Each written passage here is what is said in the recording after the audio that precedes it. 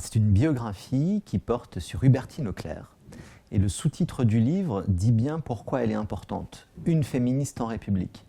Et c'est vraiment ce double aspect qui m'a intéressé. D'abord parce que Hubertine Auclert, c'est quelqu'un qui a défendu des idées, qui est surtout connu en fait pour son combat pour le droit de vote, qui était quand même un énorme enjeu au XIXe siècle, et il a fallu attendre 1945 pour que les femmes l'obtiennent. Mais donc Hubertine Auclert est une pionnière de ce combat.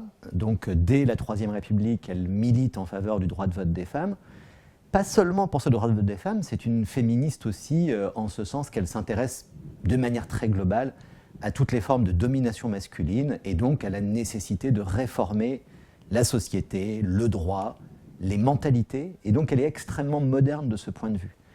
Mais je voulais insister dans cette biographie sur l'idée que c'était une féministe en République. Et c'est un point, je crois, extrêmement important pour comprendre justement cette femme dans son contexte. Parce qu'elle est née en 1848, qu'elle grandit, qu'elle devient adulte dans une Troisième République qui commence à peine à se construire. Et en fait, Hubertine Auclert, c'est quelqu'un qui a profondément cru que la République allait être émancipatrice. Et sans doute cette déception est-elle d'autant plus violente quand elle prend la mesure du fait que la République va conserver très largement l'ordre social, au moins en matière justement patriarcale. Et donc c'est assez intéressant parce que Hubertine Auclert, finalement, c'est quelqu'un qui est une féministe qui utilise les valeurs de la République pour montrer tout ce que la République n'a pas réussi à faire. Alors il y a un vrai défi quand on fait de l'histoire des femmes au XIXe siècle, c'est que très souvent la documentation est lacunaire. On parle beaucoup plus des hommes que des femmes, les hommes laissent davantage de traces, mais ce défi-là, dans le cas d'Hubertine Auclert, c'est pas vraiment un problème. D'abord parce qu'en fait, il y a tout un fonds d'archives privées qui a été conservé, et il faut vraiment en remercier sa sœur, Hubertine Auclert, qui a conservé ce fonds, puis des militantes féministes qui ont su le garder et le valoriser. Donc on a un journal intime qui n'est pas complet mais qui est quand même très important. On a une correspondance, on a des ouvrages, on a aussi beaucoup d'articles. Hubertine Auclert a énormément écrit dans la presse. Et puis il n'y a pas que ça, il y a aussi évidemment tout ce qu'on a écrit sur elle. Et j'étais très frappé de voir à quel point Hubertine Auclert est une célébrité à la fin du XIXe siècle.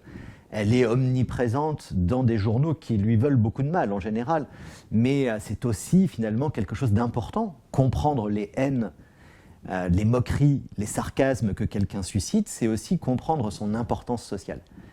Et j'ajouterai un dernier élément qui m'a particulièrement intéressé parce que c'était vraiment peu connu. Hubertine Auclert a été mariée à un moment de sa vie, une histoire triste qui se termine par un veuvage, mais qui a été marquante pour elle. Et j'ai pu retrouver justement le dossier de carrière de son mari, qui était un magistrat, qui est un époux de féministe qui a été justement révoqué de son emploi de magistrat, très certainement en raison de ses idées et de justement du partage des idées féministes qu'il mettait également en exergue et en exemple. Alors, je dirais qu'il y a deux manières de lire ce livre, peut-être deux raisons de lire ce livre. Il y aurait une raison peut-être mémorielle. Au fond, Hubertine Auclert mérite vraiment d'être connue. Et je pense qu'il y a un vrai combat pour maintenir sa mémoire. C'est un combat un peu paradoxal, parce que quand j'ai commencé ce livre, je pensais que finalement qu'Hubertine Auclert était davantage connue qu'elle ne l'est. Je savais qu'elle avait donné son nom à quelques établissements scolaires, à quelques noms de rues, etc. Mais en fait, je me suis rendu compte, en écrivant, en publiant, en commençant à présenter ce livre, que sa mémoire était très très inégale et qu'en fait, il y a vraiment un déficit de mémoire et je pense qu'il y a un enjeu, tout simplement, à reféminiser cette histoire de France qui s'écrit quand même essentiellement au masculin. Donc là, il y a une première raison mémorielle et militante. Et puis il y a une deuxième raison, et j'insiste quand même dessus aussi, parce que moi c'est aussi la raison pour laquelle j'ai fait cette biographie. C'est un moyen de voir l'histoire de la fin du XIXe siècle à travers le prisme d'un individu. C'est-à-dire que mon projet, c'était aussi d'écrire une histoire de France à travers le regard, la vie, les espoirs et aussi finalement les désillusions d'une femme. Et donc il y a aussi cette idée que la biographie est un moyen finalement de nous faire réfléchir à l'histoire générale et là spécifiquement à l'histoire des débuts de la République.